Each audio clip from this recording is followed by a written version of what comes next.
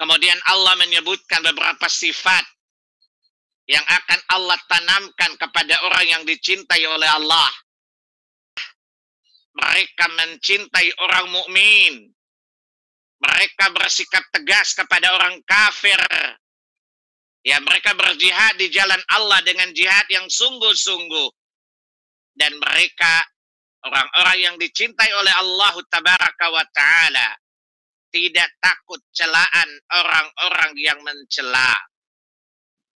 Ya, kalau Anda berpegang teguh di atas sunnah Nabi Sallallahu Alaihi Wasallam, ya, kemudian Anda dibenci oleh manusia, ya, lalu Anda memiliki sifat cuek, jangan takut, ya, karena salah satu sifat dari orang yang dicintai Allah, Allah semaikan di hatinya, Allah hilangkan dari hatinya, ya, rasa tidak takut celaan orang-orang yang mencela.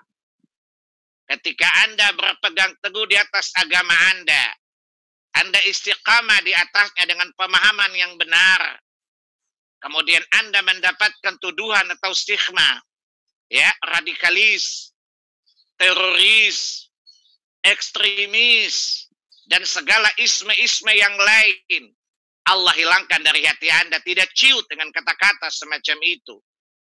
Kalau hilang kata-kata, rasa ciut, rasa takut dari hati Anda, ketika Anda berpegang teguh di atas agamamu, istiqamah di atas agamamu, ya, konsisten di atas agamamu, kemudian mendapatkan celaan, stigma yang buruk, ya, maka Allah akan hilangkan rasa takut dari hatimu atas celaan itu.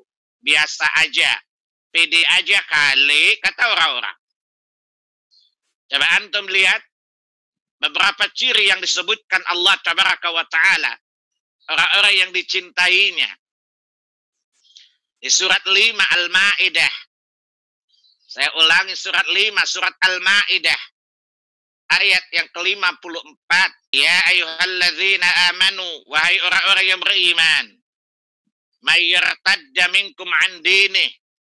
Barang siapa di antara kalian yang murtad, meninggalkan agama Allah ini, meninggalkan agama Islam ini, ya, Allah tidak rugi karena kemurtadan mereka. Allah sedikit pun tidak terjatuh kedudukannya, derajatnya, karena ada di antara kita orang-orang mukmin yang murtad dari Islam, dari agama Allah ini. Maka Allah katakan, kalau kalian sampai murtad, andai kata kalian murtad dari agama ini, ya, fasaufa ya'tillahu biqaumin, maka Allah akan mendatangkan satu kaum, Allah akan mendatangkan satu umat, yuhibbunahum, di mana Allah mencintai mereka, wa yuhibbunah, dan mereka mencintai Allah. Allah menyebutkan kecintaan Allah kepada mereka lebih dahulu, ya, sebelum Allah menyebutkan mereka mencintai Allah. Bukankah perasaan dicintai, ya, lebih tinggi kedudukannya daripada yang mencintai? Sifat mereka, orang-orang yang dicintai Allah dan mencintai Allah, Allah katakan, azillatin 'alal mu'minin. Mereka berlaku lemah lembut terhadap orang-orang mukmin. A'izzatin 'alal kafirin. Dan mereka bersikap tegas terhadap orang-orang kafir. Ya, bukan sebaliknya yang kita lihat. Ada orang muslim mengaku dirinya muslim, tapi ramah kepada orang kafir, ya, sangar kepada orang mukmin. Ibadah orang kafir dijaga, pengajian orang-orang mukmin dirusak dengan dibubarkan dengan cara yang sangar. Ini bukan orang-orang yang dicintai Allah. Ketahuilah, bukan orang-orang yang dicintai oleh Allah Tabaraka wa Ta'ala. Ya, karena Allah sifati orang-orang yang dicintai Allah dan mereka mencintai Allah adalah azillatin 'alal mu'minin, a'izzatin 'alal kafirin. Mereka bersikap lembut kepada orang-orang mukmin dan bersikap tegas kepada orang-orang kafir. Ya. Kemudian yang ketiga apa? Yujahiduna fi sabilillah. Mereka senantiasa berjihad di jalan Allah ketika jihad memanggil mereka. Tentu dengan konsep jihad yang benar. Jihad yang syar'i.